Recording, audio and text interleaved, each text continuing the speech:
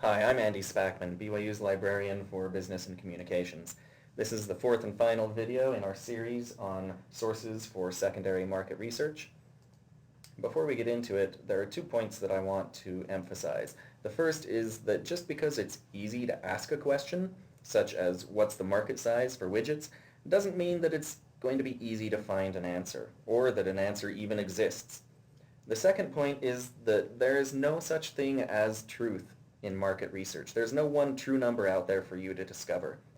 Different sources might give different numbers for a lot of reasons. For instance, maybe Mintel says 24% of people have gone camping in the past 12 months. But maybe Simmons gives a different number, or Sports Market Analytics gives a third number. How do you know who to believe? Well, it's up to you to explore methodologies and decide which source is more relevant or that you have more confidence in. Maybe one of them has greater specialization or expertise in that market. Maybe one's more recent. Maybe they're defining or categorizing things differently. Also, it might be best to use multiple numbers, maybe to give high and low estimates. In any case, be prepared to speak intelligently about your numbers, their source, and your decisions in using them. So the tool that I want to take a look at first is Social Explorer. Really, Social Explorer is just Census Bureau data, but in a much more user-friendly platform. So we can go to tables where we can extract data easily, or we can go to maps where it's a little bit easier to visualize data. So let's come in here and let's say that we've learned from our research that families, people with children, are more likely to go camping. So let's find some families. Here's households with children under 18 years of age. Let's look at married couple families with children under 18 years of age. And rather than states, let's look at counties. Then we can zoom in a little bit, and perhaps unsurprisingly, a lot of red here in Utah, higher concentration. In fact, Utah County, we see 44% of households are households with married couples and children. In fact, we can switch this. Let's look at census tract. Here we can see more granularity, a little bit less concentration around campus, fewer households, married couples with children on campus. Social Explorer is a really nice tool for exploring demographic data.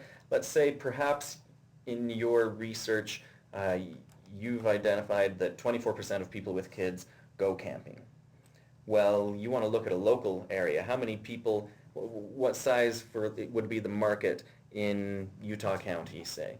Well, you can take that national Mintel report that said 24%, and you can apply it to Utah County. Now, you're making an assumption, of course, that the national and the local would be at the same level. And maybe that's not true. Maybe people in Utah go camping more frequently. You'll have to put some thought into that.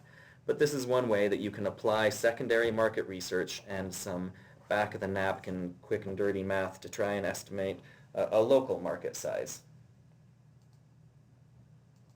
Another tool that I like to use that really is essential in filling in gaps is a tool like Factiva, which is a business news database.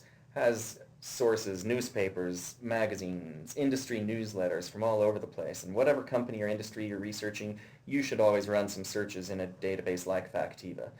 Because it's such an agglomeration of things, the search process can be a little bit more labor intensive, but the content is more current. You can often find information on narrow or niche topics in the trade and industry sources. Inside Factiva, you can click on examples for some tips on how to use the search engine.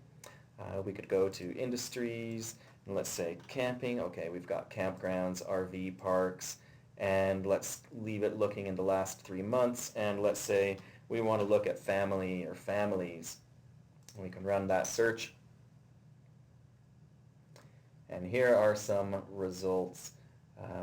Some of them are going to be news, some of them are going to be more specific to business and business intelligence, useful for our market research, identifying trends and innovations.